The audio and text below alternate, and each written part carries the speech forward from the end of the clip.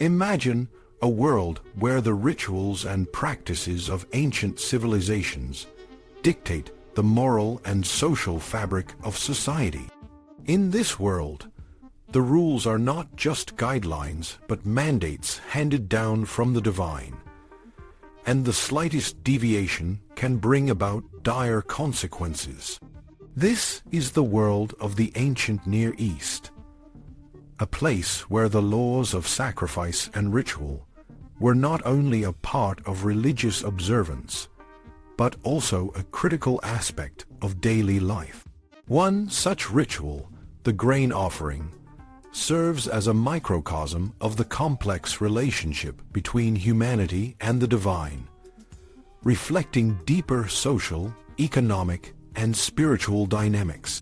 The grain offering, or minchah in Hebrew, was a central part of the sacrificial system in ancient Israel.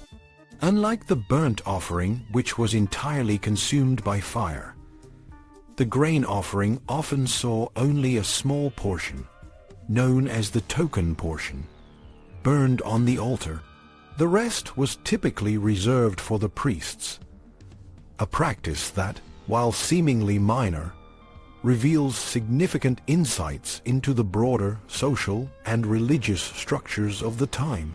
The practice of burning only a token portion of the grain offering can be traced back to the broader ancient Near Eastern context. In many neighboring cultures, the entire grain offering was burnt, a symbol of complete devotion and submission to the deity. However, in Israel, this practice was modified, with only a small portion being consumed by the fire. This modification, while subtle, had profound implications. Jacob Milgrom, a prominent scholar of the Hebrew Bible, suggests that this change may have been a deliberate reaction to the widespread practice of burning cakes to Ishtar, a goddess revered in many ancient Near Eastern cultures. The prophets, including Jeremiah, vehemently denounced such practices, emphasizing the exclusive worship of Yahweh. By limiting the fire to only a token portion, the Israelites may have been symbolically distancing themselves from these pagan practices, reinforcing their commitment to monotheism. However, the economic self-interest of the priests also played a significant role in this prescription.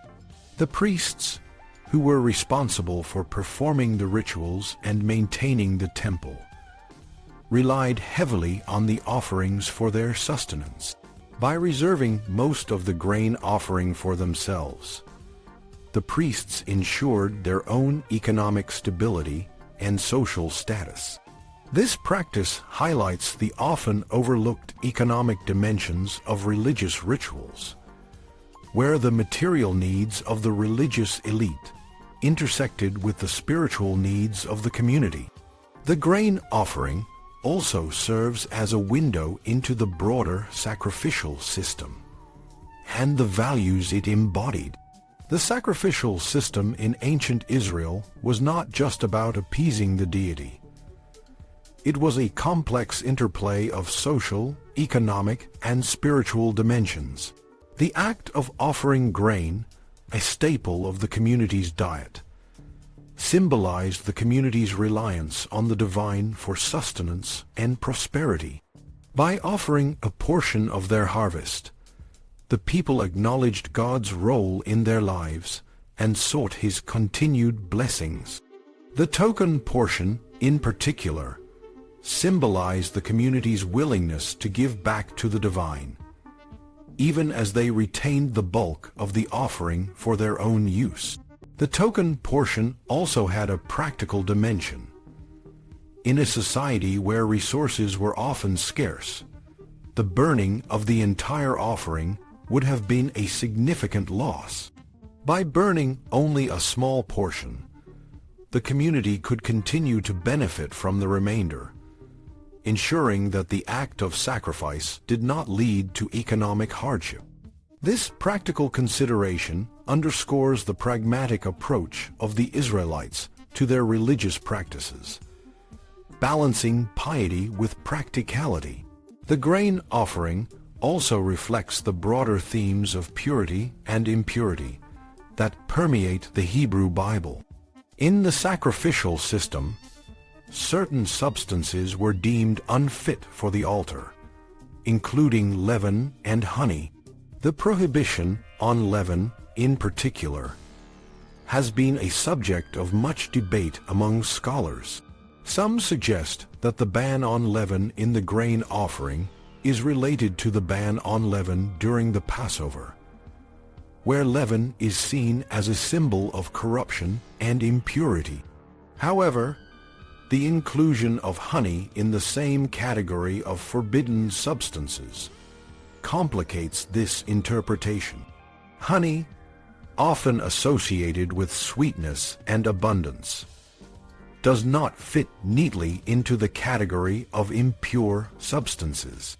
This suggests that the prohibitions may have had multiple layers of meaning, reflecting both symbolic and practical considerations.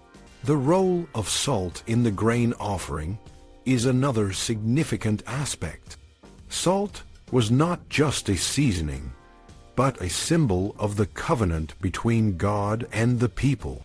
The requirement that salt be added to every offering underscores the importance of the covenantal relationship. Salt, with its preservative qualities, symbolized the enduring nature of the covenant, a reminder that the relationship between God and the people was not just a fleeting moment, but a permanent bond. The presence of salt in the offering also aligned with the broader Mediterranean practice, where salt was often associated with covenants and agreements, reinforcing the idea of a binding and lasting commitment. The grain offering, therefore, was not just a simple act of giving but a complex ritual that encapsulated the community's relationship with the divine, the economic realities of the time, and the broader cultural and religious context. It was a ritual that required careful attention to detail, from the selection of the grain to the precise manner in which it was offered. The token portion, in particular, served as a symbol of the community's commitment to the divine, a symbol that was both practical and symbolic. In the end, the grain offering is a testament to the intricate and multifaceted nature of ancient religious practices. It is a reminder that rituals are not just about the divine, but are deeply rooted in the social, economic, and cultural fabric of a community. The token portion, the prohibitions, and the symbolic significance of each element of the offering all come together to form a rich tapestry of meaning, a tapestry that continues to offer insights into the world of the ancient Near East and the enduring human quest for connection with the divine. In conclusion, the grain offering and its token portion reveal a world where the divine and the practical, the sacred and the mundane, are intricately intertwined. The rituals of the ancient Israelites were not just acts of worship, but were deeply embedded in the social and economic structures of their society. Through the grain offering, we gain a glimpse into a world where the act of giving was both a symbol of devotion and a practical necessity.